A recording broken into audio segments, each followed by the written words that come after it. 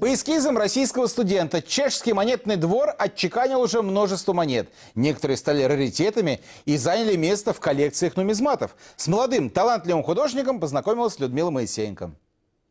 В художественном училище небольшого чешского городка он первый и единственный студент из России. Асамат Балтаев приехал сюда учиться из Чувашии. Он не знал языка, но очень быстро стал гордостью этого учебного заведения. Асамат один из лучших наших студентов. Он очень трудолюбивый и знает, что хочет. Он хочет учиться и научиться. Мы его только хвалим.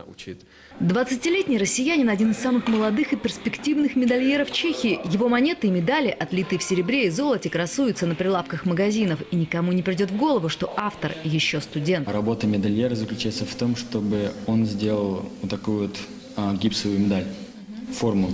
И потом мы, как медальеры, эту вот гипсовую форму мы сдаем в монетный двор.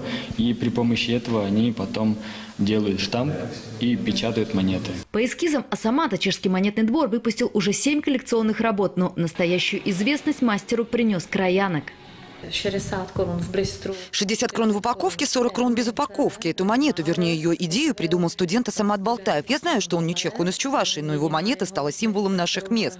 Символ Либерецкого края выбирали вслепую. Жюри, конечно, видело работы, но не их мастеров. Молодой россиянин в этом конкурсе превзошел именитых профессионалов.